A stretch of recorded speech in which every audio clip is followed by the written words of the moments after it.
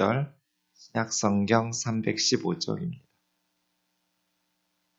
그러므로 만물이 그를 위하고 또한 그로 말미암은 이가 많은 아들들을 이끌어 영광에 들어가게 하시는 일에 그들의 구원의 창시자를 고난을 통하여 온전하게 하심이 합당하도다. 거룩하게 하시는 이와 거룩하게 함을 입은 자들이 다 한 근원에서 난지라. 그러므로 형제라 부르시기를 부끄러워하지 아니하시고 이르시되 내가 주의 이름을 내 형제들에게 선포하고 내가 주의 교회 중에서 찬송하리라 하셨으며 또다시 내가 그를 의지하리라 하시고 또다시 볼지어다 나와 및 하나님께서 내게 주신 자녀라 하셨으니 자녀들은 혈과 육에 속하였음에 그도 또한 같은 모양으로 혈과 육을 함께 지니심은 죽음을 통하여 죽음의 세력을 잡은 자 곧 마귀를 멸하시며 또 죽기를 무서워함으로 한평생 매어 종노릇하는 모든 자들을 놓아주려 하심이니 이는 확실히 천사들을 붙들어 주려 하심이 아니요 오직 아브라함의 자손을 붙들어 주려 하심이라. 그러므로 그가 범사의 형제들과 같이 되심이 마땅하도다. 이는 하나님의 일에 자비하고 신실한 대제사장이 되어 백성의 죄를 속량하려 하심이라. 그가 시험을 받아 고난을 당하셨은즉 시험 받는 자들을 능히 도우실 수 있느니라. 그러므로 함께 하늘의 부르심을 받은 거룩한 형제들아, 우리가 믿는 도리의 사도시며 대제사장이신 예수를 깊이 생각하라. 그는 자기를 세우신 이에게 신실하시기를 모세가 하나님의 온 집에서 한 것과 같이 하셨으니 그는 모세보다 더욱 영광을 받을 만한 것이 마치 집 지은 자가 그 집보다 더욱 존귀함 같으니라. 집마다 지은 이가 있으니 만물을 지으신 이는 하나님이시라. 또한 모세는 장래에 말할 것을 증언하기 위하여 하나님의 온 집에서 종으로 신실하였고 같이요 그리스도는 하나님의 집을 맡은 아들로서 그와 같이 하셨으니 우리가 소망의 확신과 자랑을 끝까지 굳게 잡고 있으며 우리는 그의 집이라. 아멘. 어제 우리 목사님 통해서 말씀하신 것처럼 히브리서는 저자가 누구인지 모릅니다. 어느 교회에 보냈는지 독자들이라도 알면 좀 파악하기가 쉬울 텐데 어느 교회에 이 편지가 보내졌는지 독자들도 알 수가 없습니다. 다만 처음으로 발견된 히브리서에 대한 언급이 로마의 교부 클레멘트였기 때문에 로마 교회에 보낸 것인가 하고 추측은 하는데 정확하지는 않습니다. 히브리서 저자에 대한 유일한 이렇게 암시가 2장 3절에 있는데요.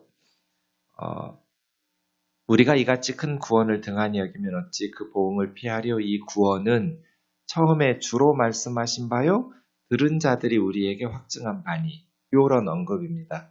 그러니까 히브리서 저자는 복음 2세대인 건 분명합니다. 이 복음이 처음에 예수님께서 말씀하셨고 예수님에게 들었던 복음 1세대들이 우리에게 확증한 바니 하니까 이 히브리서 저자는 예수님으로부터 직접 복음을 들었던 12사도는 아닙니다.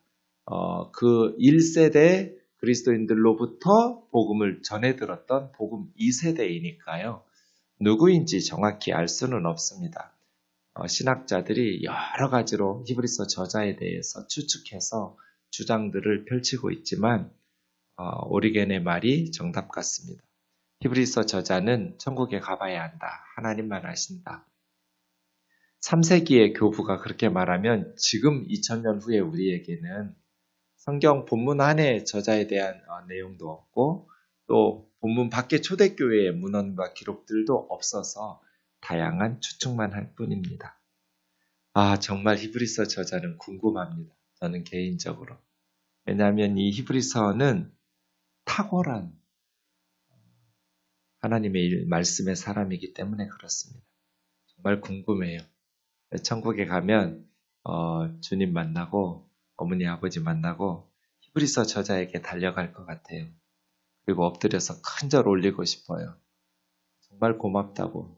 어쩌면 물론 성령님께서 감동하시고 깨우쳐 주시고 하셨겠지만 이런 진리를 이렇게 탁월하게 하나님의 진리, 예수 그리스도를 통한 말씀을 깨닫고 우리에게 가르쳐 주실 수 있었는지 정말 놀라운 분입니다. 구약 성경을 꿰뚫고 있습니다. 그리고 예수 그리스도를 통한 하나님의 진리를 정확하게 그리고 놀라운 내용들을 전해줍니다. 오늘도 그렇습니다. 10절 보시죠. 그러므로 만물이 그를 위하고 또한 그로 말미암은 이가 이분 누구예요? 온 우주 만물이 누구를 위해서 존재하고 누구를 통해서 존재하게 되었어요? 하나님이시죠. 만물은 하나님을 위해서 존재하고 하나님으로 말미암아 시작되었죠. 하나님은 많은 아들들을 이끌어 영광에 들어가게 하시는 일에 많은 하나님의 백성들을 하나님의 영광, 천국에 들어가게 하시는 일에 모든 사람이 죄를 범하였음에 하나님의 영광에 이르지 못하더니 잖아요. 한 사람도 하나님의 영광에 이룰 수 없었어요. 그런데 많은 아들, 딸들을 하나님의 영광에 들어가게 하셨어요. 어떻게? 그들의 구원의 창시자. 이분은 누구예요? 우리 예수님이죠. 하나님에게는 많은 하나님의 자녀들을 하나님의 영광에 이끌어 들어가게 하시는 일에 그 구원받은 백성들의 창시자 예수 그리스도를 고난을 통하여 온전하게 하심이 합당하도다. 그러니까 예수님이 뭐가 부족해서 온전하게 되는 것이 필요한 것이 아니라 구원의 창시자가 되려면 많은 하나님의 백성들을 하나님의 영광에 들어가게 하도록 그들의 구원의 창시자를 고난을 통해서 구원의 자격, 구원자의 자격을 만드시는 것이 하나님에게는 그냥 죄를 지으면 하나님의 영광에 이르지 못한다. 반드시 죽으리라 말씀하셨는데 인간들이 죄를 지었어요. 그냥 없던 걸로 하고 이게 하나님에게는 안 되시는 분이에요. 그런데 하나님께서 사람들을 구원하기를 원하셨어요. 그래서 그들의 구원의 창시자이신 예수님을 십자가의 죽으심, 고난을 통하여 구원자로서 온전하게 하시는 것이 하나님에게는 합당하도다. 거룩하게 하시는 이 예수님이죠. 우리를 거룩하게 하시는 예수님과 거룩하게 함을 입은 자들, 구원받은 성도들이에요. 거룩하게 하시는 주님과 거룩하게 함을 입은 성도들이 다 한 근원에서 난지라 하나님에게서 나왔죠. 예수님도 하나님에게서 구원받은 거룩하게 함을 입은 하나님의 자녀 백성들도 하나님에게서 나왔죠. 아버지가 똑같은 사람들을 뭐라고 그래요? 형제라고 하죠. 그러므로 주님께서 우리를 형제라 부르시기를 부끄러워하지 아니하셨다는 것이죠. 구약 성경을 인용해요. 왜냐하면 히브리서 독자들은 유대인 출신 크리스찬들이거든요. 유대인 출신 그리스도인들에게 어떤 내용으로 설득하려면 구약 성경이 가장 좋죠. 마태, 마가, 누가, 요한 사복음서 중에 유대인들을 대상으로 예수님의 복음을 전한 성경이 마태복음이에요. 그래서 마태복음에는 구약 성경 인용이 많아요. 마가, 누가, 요한은 이방인들이 주 대상이어서 구약 성경 인용이 거의 없어요. 잘 모르니까요, 이방인들은. 지금처럼 성경 읽기가 쉬운 시절도 아니고요. 너무 비싸가지고 집집마다 성경도 없어요. 그래서 근데 유대인들은 어려서부터 안식일이면 회당에 가서 말씀을 배우고 또 집에서도 여기저기 성경을 써 놓으면서 아버지로부터 할아버지로부터 말씀을 배우죠. 그러니까 유대인들에게는 구약 성경을 인용하는 것이 가장 편해요.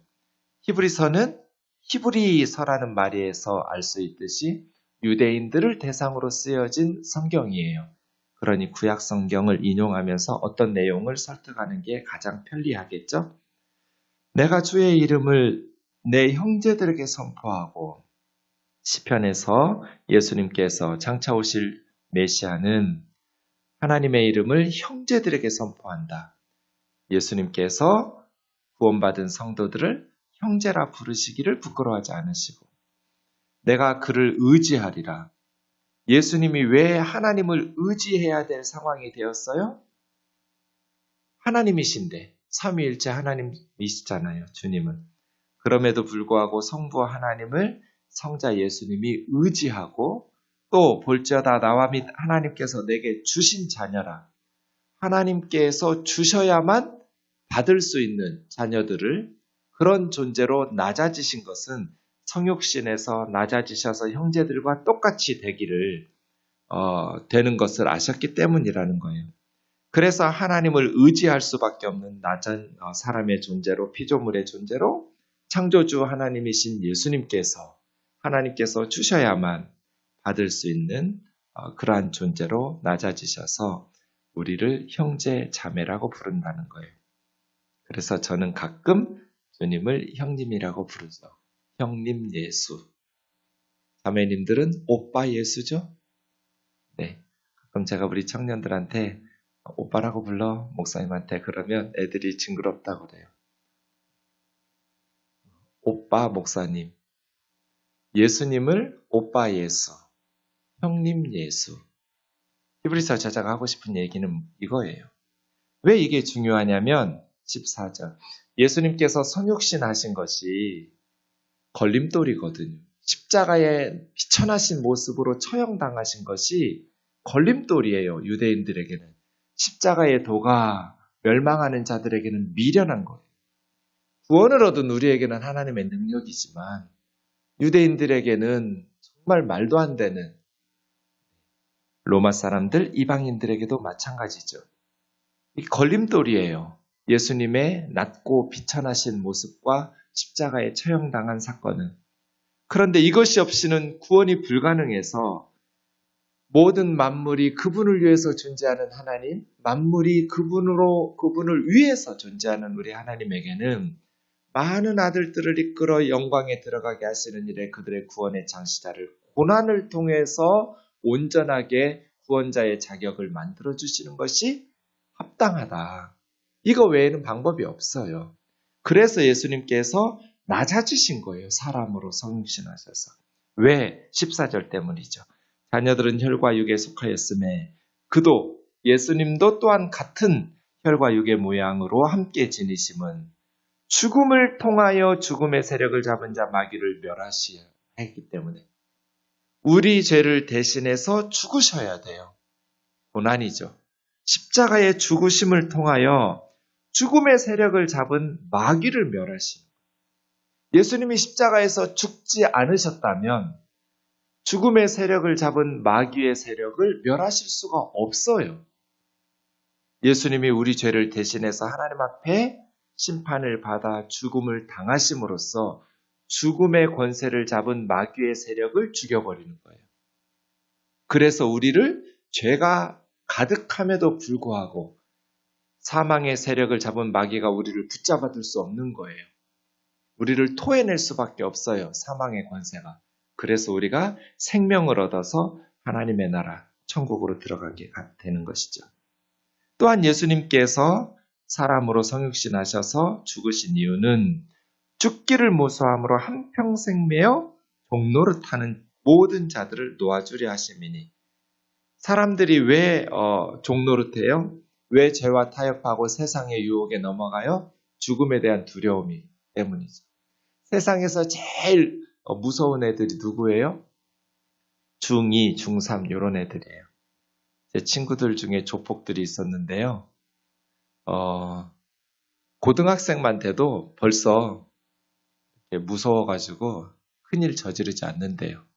멋 모르는 중학교 아이들이 칼로 푹푹 쑤시고 이러고 다닌대요. 죽기를 무서워하지 않는 애들이 제일 무서워요.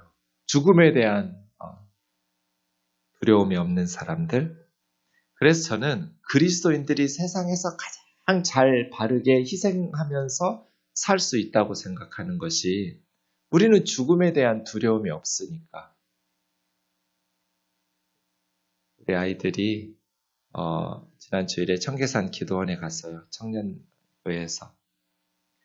굉장히 이탈지고 이렇게 올라가잖아요. 목사님, 이거 죽으면 어떡해요? 그때마다 제가 하는 말이 있어요. 죽으면 좋지. 근데 젊은 날 죽는 은혜는 아무나 누리는 게 아니야. 너희들이 한 게 뭐가 있다고 벌써 죽어. 주의 일을 하다가 천국에 가야지. 깔깔거리고 웃죠. 그리스도인들에게는 삶과 죽음이 별로 의미가 없어요. 살려주시면 남아있는 식구들을 위해서 유익하니까 좋고, 우리를 데려가시면 주님과 함께 천국에서 사니까 좋고, 바울이 딱 한 단어씩으로 요약하죠. 산다는 것은 그리스도고 죽는다는 것은 얻는 것이다. 유익합니다. 빌립보서 1장 21절 말씀. 사는 것은 그리스도고 죽는 것은 유익함, 얻는 것이지 잃어버리고 망하는 게 아니에요. 제가 늘 사망이라는 단어는 잘못됐다. 세상 사람들, 예수님을 믿지 않는 사람들에게는 사망이 맞지만 예수님을 믿는 사람들에는 사득이 맞아요. 죽는 것은 얻는 거예요. 유익함. To die is gain. To live is Christ. 산다는 건 그리스도고 예수님 때문에 살아요. 예수님을 위해서 살고 죽는 건 잃어버리는 것이 아니라 얻는 거예요.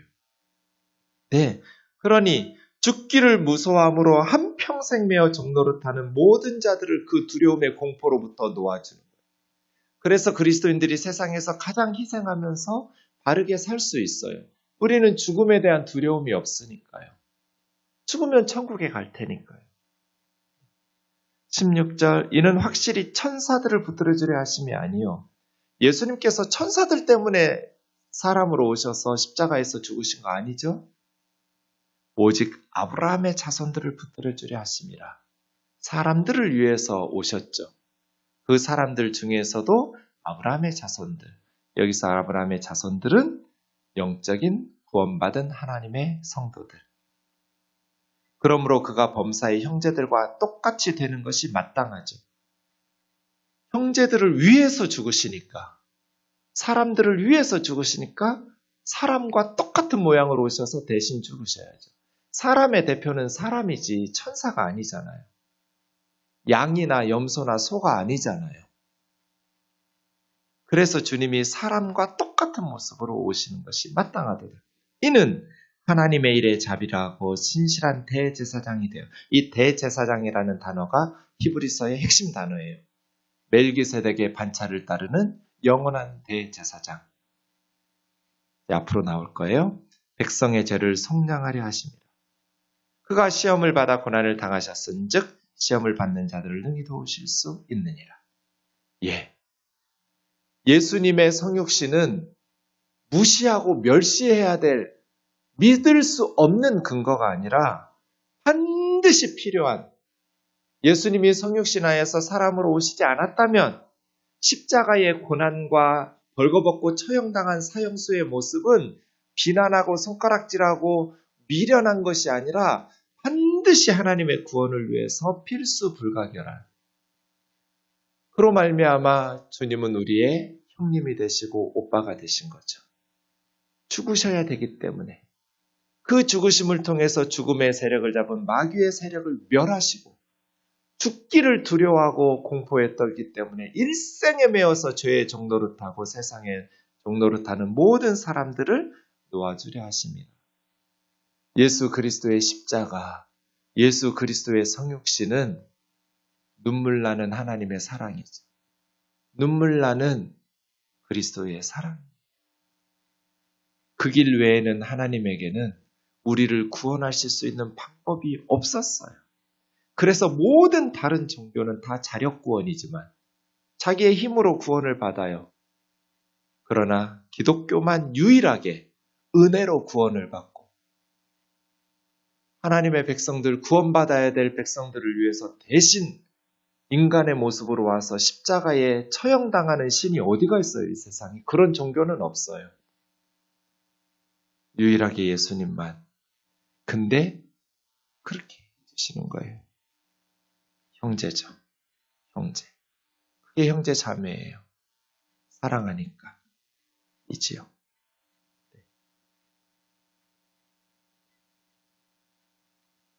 저희 누이들은 저 때문에 대학을 못 갔어요.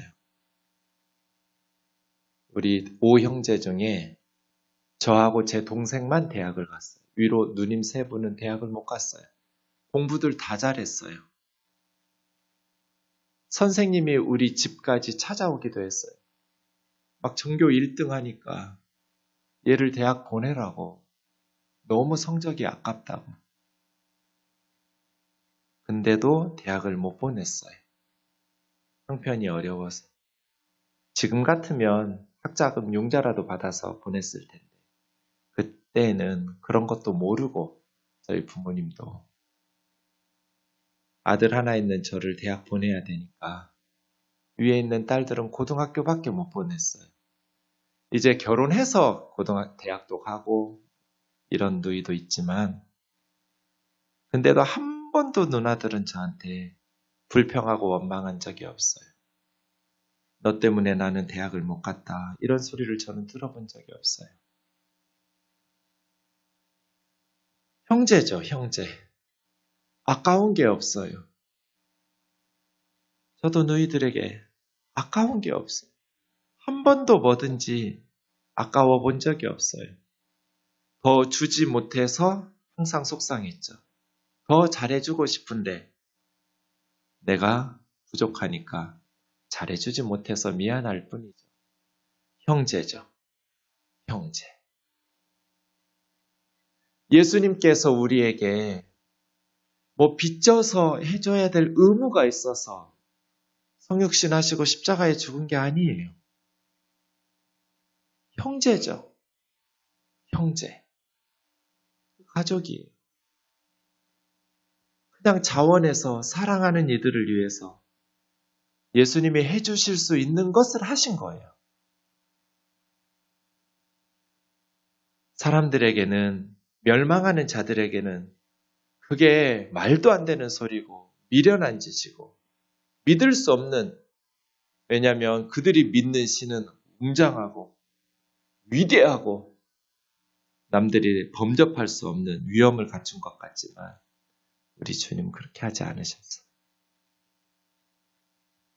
구원을 받은 우리에게는 눈물 나는 은혜죠. 그 오빠가 여러분에게 계셔요. 그 형님이 저와 여러분에게 계셔요.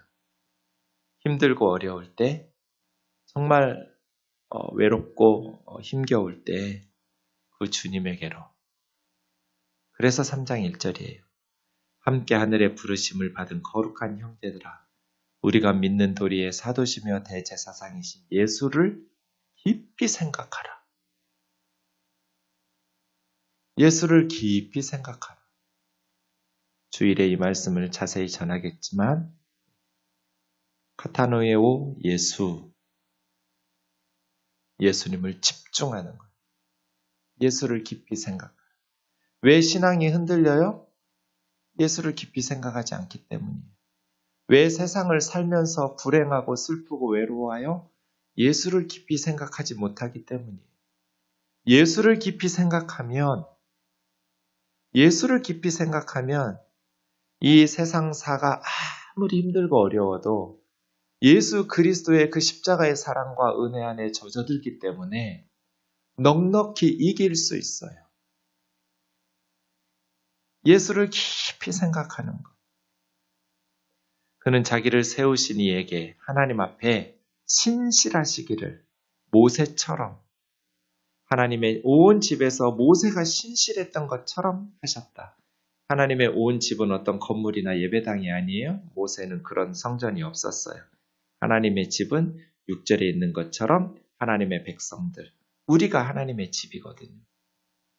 모세가 하나님의 백성들 안에서 신실했던 것처럼 예수님께서, 그런데 예수님은 모세보다도 더욱더 영광을 받으셔야 될 이유가 집 지은 사람이 그 집보다 더 존귀하잖아요.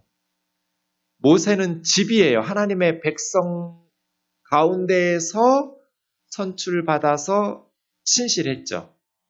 그런데 예수님은 그 하나님의 백성, 하나님의 집을 지은 분이에요. 모세는 하나님의 집의 일원이면서 하나님의 집에서 신실한 하나님의 종이었지만 예수님은 그 하나님을 지으신 분이에요. 집마다 지은이가 있으니 만물을 지은 이는 하나님이시고 예수님도 하나님이세요.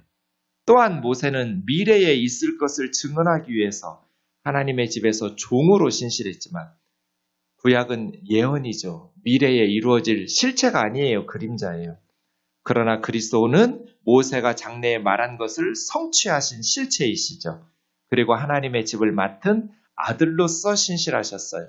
모세는 종으로서 신실했지만 모세는 종으로서 그리고 모세 자신도 하나님의 백성의 일원, 하나님의 집의 일원으로서 그러나 예수님께서는 하나님의 아들로서 그리고 그 집의 일원이 아니라 종이 아니라 그 집을 지으신 창조주 하나님으로서 신실하셨으니 우리가 소망의 확신, 우리의 소망의 은 뭐예요?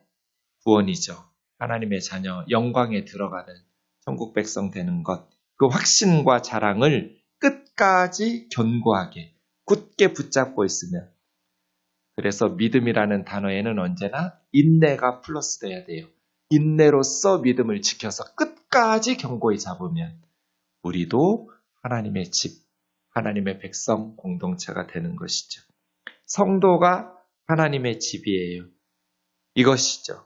우리가 소망에 담대함, 하나님의 백성이 되어지는 그 소망의 확신과 자랑, 우리가 천국 백성 되어지고 천국에 예수 그리스도의 은혜를 힘입어서 들어가는 건 부끄러운 게 아니에요. 십자가는 자랑이지 부끄러워할 게 아니거든요. 초대교회 성도들이 이걸 부끄러워했어요. 십자가를 말하는 것이 수치스럽게 여기니까요. 세상 사람들에게. 그러나 이 복음은 자랑스러운 것이죠. 소망과 자랑을 끝까지 굳게 붙잡으면 우리는 하나님의 집, 하나님의 백성이 되어요. 너무나 탁월한 얘기 아니에요? 세상 사람들이 예수님께로 나오는데 걸림돌이 되었던, 특별히 유대인들이 예수님을 믿음에 있어서 걸림돌이 되었던 그 걸림돌들을 너무나 멋지게 제거해버려요. 그러면서도 그것이 우리에게 어떤 의미인지, 또 우리는 어떻게 해야 되는지. 신앙생활의 핵심은 예수를 깊이 생각하라에 있어요. 예수. 기도하겠습니다. 사랑하는 하나님 아버지, 세상에서 악을 행하면서 살던 죄인인 우리가 성도가 되어질 것은 예수님 때문입니다. 우리의 삶이 추하고 부끄러운데 거룩하게 변화되는 것도 예수를 깊이 생각하고 나서입니다. 자비로우신 주님, 우리의 삶 가운데 매일 매 순간마다 예수를 깊이 생각하게 하옵소서. 그 예수님 안에서 모든 기쁨과 모든 소망과 모든 삶의 자랑이 넘치게 하여 주옵소서. 오늘 하루도 예수님 때문에 살고 예수님을 위해서 사는 하루가 되게 하여 주옵소서. 예수님의 이름으로 기도하옵나이다.